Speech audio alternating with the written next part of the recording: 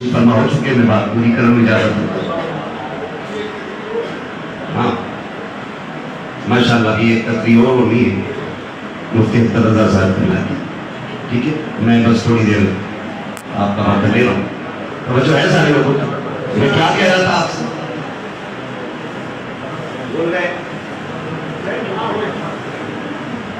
میں آپ سے عرض کر رہا ہوں کہ آپ اپنی بیوی سے کہیں کہ میری جنت میرے ماں باپ کے قدموں اور تیری جنت میرے قدموں. تجھے اپنی بچانی ہے تو میری بچی رہنے دے.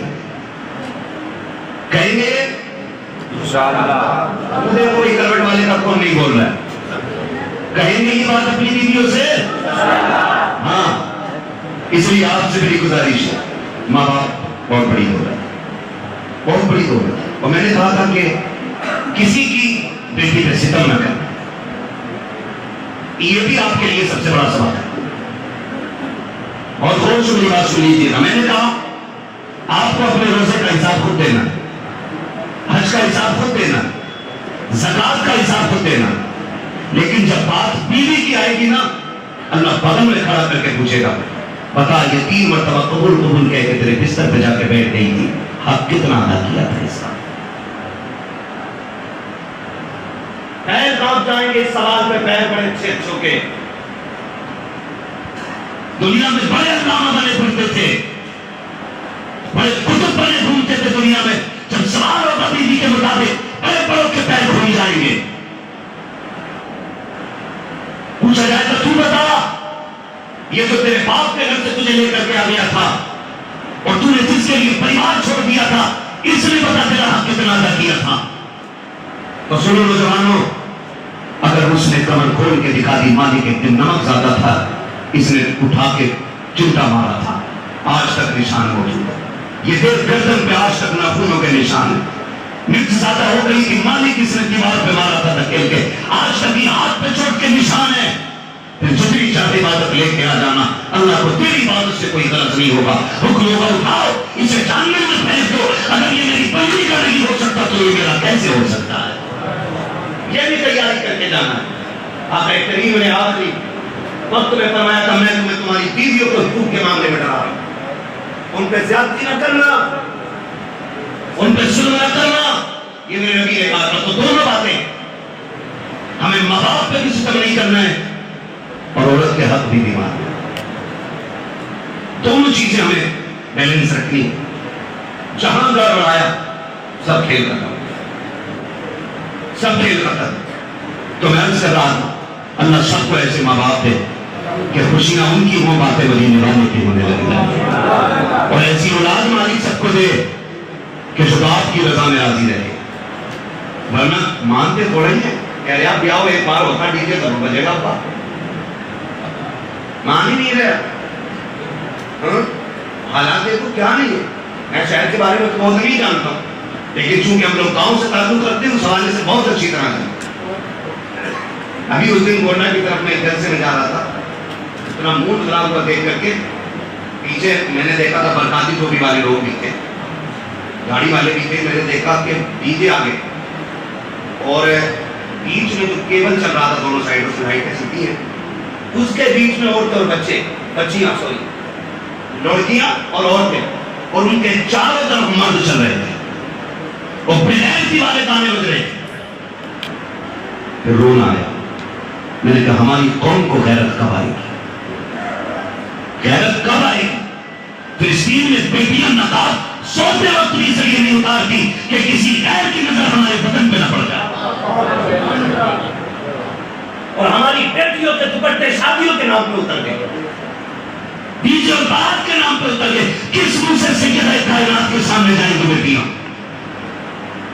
سوچا کبھی؟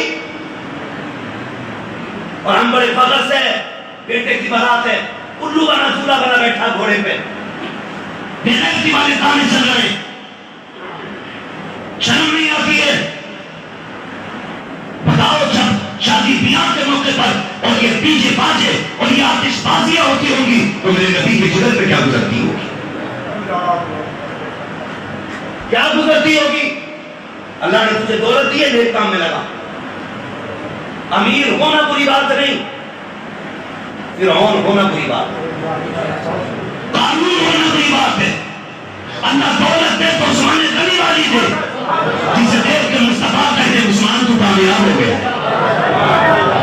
میں تو نوجوانوں سے کہتا ہوں پیسہ کماؤ اور اتنا کماؤ کہ کسی پہ بوجھ نہ رہ سکے، لیکن کیا کمائیں گے؟ خواہ 3 بجے تک پبجی کھیل رہا ہے، 12 بجے تک سو کے اٹھ رہا ہے، ابا کی کمائی پہ حرام کے لقمے توڑ رہا ہے، یہ ترقی کریں گے؟ ایسے کوئی کامیاب نہیں ہوگا۔ محنت کرو، اتنی محنت کرو کہ تم کسی پہ بوجھ نہ بنو بلکہ دوسروں کا بوجھ تم اٹھانے کے لائق بن جاؤ۔ نوجوانوں روش بدلو، اپنی کامیاب بنو، کامیاب بنو۔ باپ پہ بوجھ نہیں، باپ کا بوجھ اٹھاؤ، ذمہ داریاں اٹھاؤ۔ اور اس سے کیا ابا تو تھک گیا، 30 سال ہو کے تجھے پنجوں کے بل کماتے کماتے، لے اب میں کماؤں، اب دور میرا آیا ہے۔ اسے لیٹا، خدا کی قسم کھا کے کہتا ہوں وہ بستر پہ لیٹا ہوا بھی تیرے لیے کم نہیں ہے۔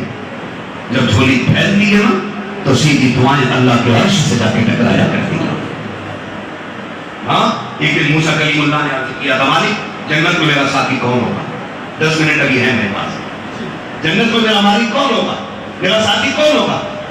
تو رب نے فرمایا موسیٰ ایک بندہ ہے گوشت کی دکان میں، وہ تیرا جنت میں ساتھی ہوگا۔ مالک میں تیرا کریم اور وہ گوشت کی دکان والا دیکھنا چاہتا ہوں، فلاں مقام پہ چلے جاؤ۔ آ گئے، سامنے بیٹھ رہے، صرف یہ دیکھنے کے لیے اس کی نیکی کون سی ہے جو میرے ساتھ جنت میں رہ رہی ہے۔ کہتے ہیں صبح سے شام ہو گئی، کوئی اس کی نیکی دکھائی نہیں دی۔ پھر مجھے خیال آیا کہ رات کو تو کوئی عبادت نہیں کرتا ہے، کیوں نہ اس کے گھر چلا جائے۔ کہ جب وہ دکان کر کے تھوڑا سا گوشت لے کر کے کپڑے میں لپیٹ کے گھر کی طرف چلا تو کہتے میں پیچھے پیچھے ہو گیا، میں نے اسے جا کے سلام کیا، اس نے میرا چہرہ دیکھا، بس دیکھ کے نبی کا چہرہ تھا، اور ہر دور میں جو نبی رہا ہے اس کا چہرہ اس دور میں سب سے زیادہ حسین رہا ہے۔ یہ ہر نبی کی خاصیت رہی۔ اس نے دیکھا اللہ کے کلیم کا چہرہ، دیکھ کے دیکھتا رہ گیا، کہا کون ہے آپ کا؟ پردیسی۔ کہنے لگا میرے مہمان نہیں بن جاتے؟ کہا چل یار اس سے اچھی کون سی بات ہو، من میں یہ تھا۔ آ گئے تو آپ بیٹھ گئے، آپ نے دیکھا اس نے کھانا بنایا، روٹی بنائی، منہ سے چبائی، بوڑھی ماں تھی اس کو کھلایا۔ میں تفصیل میں نہیں، شارٹ کو بیان کر رہا ہوں، منہ میں ڈالا، اور پھر اس کی ماں نے کچھ کہا تو حضرت موسیٰ کلیم اللہ کہتے ہیں یار ایک بات بتا، یہ کیا کہہ رہی تھی تیری ماں؟ اس نے کہا چھوڑو جی حضرت، پاگل ہے، ہاں یہ اتنی بڑی بات کہتی حضرت، مجھے ہنسی آتی۔ کہا کیا کرتی والی ہے، سمجھتی نہیں؟ کہا کیا تھا؟ کہ جب میں اسے کھانا کھلاتا ہوں میں چباتی ہوں، روز کہتی ہے اللہ جنت میں میرے بیٹے کو موسیٰ کا ساتھی بنا دے گا۔ تو حضور کہتی جناب پردیسی میری ماں کی بات کرتی ہے، کہاں اللہ کا کریم موسیٰ اور کہاں میں، اور یہ ماں کتنی چیز مان رہی ہے، کہہ رہی موسیٰ کا ساتھی بنا دینا۔ حضرت موسیٰ کی آنکھ میں آنسو آ گئے، کہا میرے سینے سے لگ جا، کہا کہنا کیا چاہتے ہو؟ کہا میں نے تیری ماں کی دعا قبول کر لی ہے، یہ جو تیرے سامنے کھڑا ہے یہ کوئی اور نہیں، اللہ کا کلیم موسیٰ ہے، اور جا میں تجھے خبر دے رہا ہوں اللہ نے تجھے جنت میں میرا ساتھی بنا دیا۔ اس سے ہم لوگ کیا، یہ ماں باپ ہے، ان کی دعائیں بچوں کو جنتی بنا دیتی۔ ہم نے مانگا نہیں ان سے، ہم نے ان سے مانگا نہیں، ہم نے تانے پوچھتے تم نے کیا کیا میرے لیے، کیا کیا کیا کیا؟ اگر اس کا جواب آپ سنیں گے کیا کیا تو قسم خدا کی رونے پہ مجبور ہو جائیں گے، رونے پہ مجبور ہو جائیں گے جتنی قربانیاں ماں باپ کی اولاد کے ساتھ ہوتی ہیں، بڑی بات ہوتی ہے۔ اللہ نے باپ دیا ہے، شکر ادا کرو، رات کو 2 بجے 3 بجے نہ آیا کرو، جتنا یہ کہیں، جتنا یہ بولیں، جتنا یہ روکے وہیں رک جاؤ، وہیں رک جاؤ۔ ان کی زبان میں رب کے فیصلے ہوتے ہیں، آپ نہیں جانتے ہو۔ اگر باپ یہ کہتے بابا جانا اچھا نہیں ہے تو وہیں رک جا، ورنہ پھر تیری زندگی میں اچھا نہیں ہوگا، نہیں ہو سکتا ہے اچھا۔ آپ کے بہتر میں، آپ کے رب میں وہی بہتر ہے جو نماز فیصلہ کرتے ہیں۔ کہہ رہے رات کے 3 بجے تم نہ بولا تو میں کوئی پاگل ہوں، پورا ممبئی دیکھ کے آیا ہوں، فلاں بازار میں دکان ہے، میں جا کے وہاں سے سورت سے مال لاتا ہوں، تو کیا میں رات کے 2 بجے آؤں گا، میں کوئی بچہ ہوں تو مجھے نقصان ہو جائے گا، مجھے نقصان ہو جائے گا؟ ارے تیری اوقات کیا ہے کیا تو؟ اللہ کے موسیٰ حضرت تھے، اللہ کے کلیم حضرت موسیٰ جب ماں کے انتقال کے بعد طور پہ جا رہے تھے، رب نے وہی نازل فرمائی تھی موسیٰ ہوش میں آنا۔ ضدی تھے، جلالی تھے، جرأت کر جاتے تھے بات کرنے میں، کہا سنبھل کے آنا، بات بات کرنے آ رہے ہو؟ ہر اعتبار سے تیار ہو کے آنا. رو کے کہتے مالک آج تک تو نہیں کہا گئے. سمجھ کے آنا آج کیوں کہا جاتا؟ تو موسیٰ تم نہیں جانتے ہو, پہلے جب آتے تھے تو ماں کی جھولی پھیل جاتی تھی. تم کچھ بھی کہتے تھے, میں ماں کی دعا کے صدقے میں ہر بات کو تمہاری اپنے پردوں میں رکھتا تھا, لیکن آج دعا دینے والی ماں چلی گئی. بات کرتا ہے تم کون ہوتے؟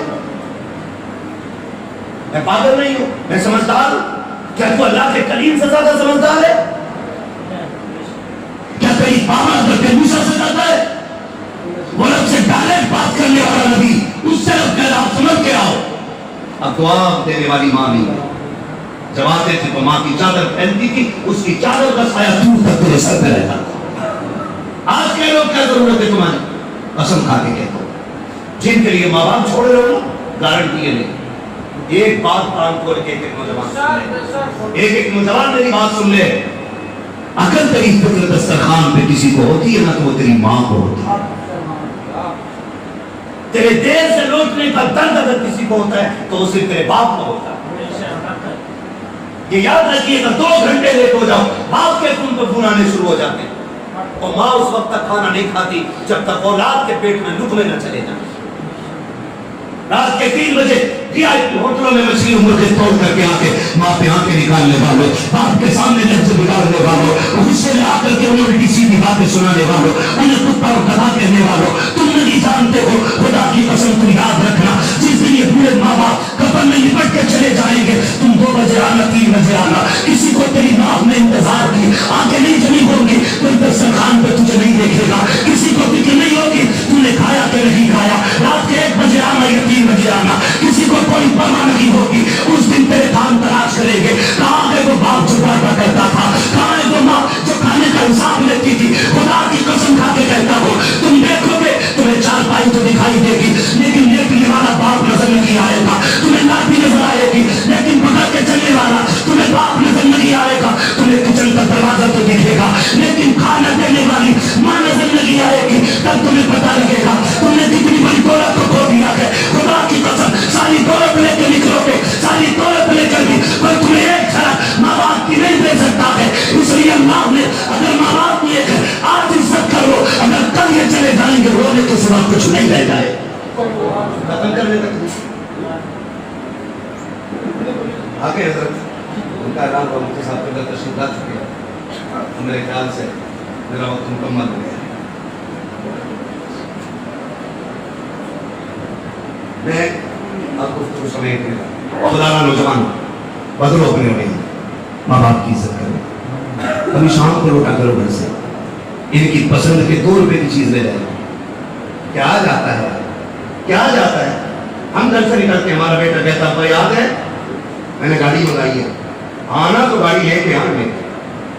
ہم آدھے ٹائم پوچھتے بیٹے کیا چاہیے تجھے, ابا مجھے فلاں پھل چاہیے جو فلاں دن لائے. ہم ان کی مرضی کے پھل لا کے دیتے ہیں. کل اگر یہی بیٹا ہمارا نکلے اور ہم سے 2 باتیں گھر سے نکلتے وقت نہ کرے تو بتاؤ ہمارے دل میں آگ لگے گی کہ نہیں لگے گی. پھر کہتے ہو ماں باپ دشمن ہوتے ہمارے. ماں باپ دشمن کبھی نہیں ہوتے اولاد کے. جو زخم اولاد دیتی ہے نا وہ اتنا نشہ چڑھا دیتے ہیں اپنا کہ اس درد کے آگے پھر کوئی محبت زندہ نہیں رہتی ہے. نوجوانوں گھر سے نکلا کر بوڑھا ہو گئے ماں باپ, کبھی پوچھ لیا کرو بتاؤ کس چیز کا مال ہے, 3 دن کے لیے باہر جاؤں کیا لے کے آؤں. تمہاری چیز 50 روپے کی ہوگی اور تم لا کے جب باپ کی گود میں ڈالو گے نا, یہ بڑے خوددار ہوتے ہیں, یہ کھاتے بعدوں میں جھولی پہلے پھیلا دیتے ہیں. کہتے ہیں نا میرے بیٹے نے میرا منہ میٹھا کیا ہے تو ہمیشہ اس کا منہ میٹھا رکھنا. اس لیے نوجوانوں سے میری گزارش ہے, آپ کچھ بھی ہو جاؤ لیکن ماں باپ کے لیے اولاد ہے. ماں باپ کے لیے اولاد ہے, بہت بڑی قربانی ماں باپ اولاد کے لیے دیتے ہیں, بہت بڑی قربانی. اولاد اگر اسے یاد رکھنے قسم خدا کی, پھر دیکھے کہ کیسے کوئی بیٹا باپ سے منہ پھیر کے چل سکتا ہے. حیرت ہوتی ہے. ہمیں انہوں نے تب کھینچا جب ان کے پاس سائیکل بھی نہیں تھی, کندھے پہ لے کے جاتے تھے. آج بیٹے کے پاس کئی گاڑیاں ہیں, لیکن باپ کو بٹھانے کا وقت نہیں ہے بیٹے کے پاس. یاد رکھیے گا کل جب ماں باپ چلے جائیں گے گاڑیاں ہوں گی نا, تیری گاڑیاں ایک جنازے سے زیادہ کوئی دوسری صورت اختیار نہیں کر سکتی. اس لیے خدا نا اپنے ماں باپ کو اگر پایا ہے تو ان کی عزت کرنا, ان کی قدر کر لو. خوش نصیب ہے وہ اولاد جن کو رب نے ماں باپ زندگی میں دیے ہیں اور وہ انہیں راضی کر کے اپنے جنت کا راستہ آسان کر دے رہا ہے. سب سے آسان طریقہ ہے ماں باپ سے دعائیں ہو, جنتی بھی ہو جاؤ, ولی بھی ہو جاؤ. ہاں اللہ تعالیٰ ہمیں ماں باپ کی فرمانبرداری کرنے کی توفیق عطا فرمائے۔ فرمایا گیا، میں نے آیت کریمہ پڑھی تھی، وَأَمَّا بِنِعْمَتِ رَبِّكَ فَحَدِّثْ، اپنے رب کی نعمتوں کا خوب خوب تذکرہ کر۔ اللہ نے بیٹے کو دولہا بنایا، کہاں گئے میرا بھائی؟ دولہا بنایا ہے تو ہمارے سیاد بھائی نے آج یہ محفل سجائی ہے اور یہ بتایا ہے کہ اگر بیٹے ہیں تو حضور کے لیے ہیں، خوشیاں ہیں تو حضور کے لیے ہیں۔ حق تو یہ ہے کہ جوانیاں بھی حضور کے لیے ہیں اور زندگانیاں بھی حضور کے لیے ہیں۔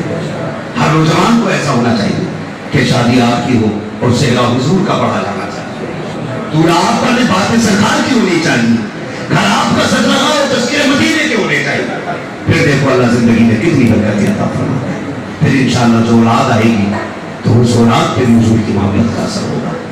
آج ہم چند سانسوں کے مہمان ہیں، ہمارے بعد پھر ہماری نسلیں آگے کھڑی ہو جائیں گی، ان کے بعد ان کی نسلیں آگے کھڑی ہوں گی۔ کوشش یہ کریں ایسی بنیاد ڈال کے جائیں کہ ہماری نسلوں میں کوئی بدبخت پیدا نہ ہو، جتنے بھی پیدا ہو مصطفیٰ کے سچے وفادار پیدا ہونے چاہیے۔ اپنی نسلوں کو مثلا کہ اعلیٰ حضرت کا جام پلاتے رہیے گا، گٹی کے طور پہ بچوں کو دو اور نسلوں کو سبق کے طور پہ پڑھا دو کہ جب تک زندہ رہنا ہے بریلی کے احمد رضا کے دیے ہوئے مشن پہ زندہ رہنا ہے، اور یہی اصول رکھنا ہے، انہیں جانا انہیں مانا، نہ رکھا غیر سے کام۔ للہ الحمد میں دنیا سے مسلمان گیا۔ اگر ایسی زندگی کٹ گئی تو پھر ٹینشن لینے کی ضرورت نہیں ہے، تو فرات اٹھیں گے اور کوئی پوچھے گا کون جا رہا ہے لیٹ کر کے، جنازے میں کون ہے، تو تیرے کفن کہے گا لہد میں عشق رخ شہ کا داغ لے کے چلے، اندھیری رات سوری کی چراغ لے کے چلے، تیرے غلاموں کا نقش قدم ہے راہ خدا، وہ کیا بھٹک سکے جو یہ سراغ لے کے چلے۔ بس جو ہوئے اللہ تم کو معاف فرمائے۔ رب کائنات زندگی نے دیا ساتھ، پھر ہوگی ملاقات، چلو رہا بھول کے لیں گے، زندگی رہی پھر ملیں گے، مسافر ہم بھی مسافر ہو تم بھی، کسی موڑ پر پھر ملاقات ہوگی۔ سارے لوگ کلمہ شریف پڑھ لیجیے، لا الہ الا اللہ محمد رسول اللہ، استغفر اللہ ربی من کل ذنب واتوب الیہ، وما علینا الا البلاغ۔ السلام علیکم ورحمۃ اللہ وبرکاتہ۔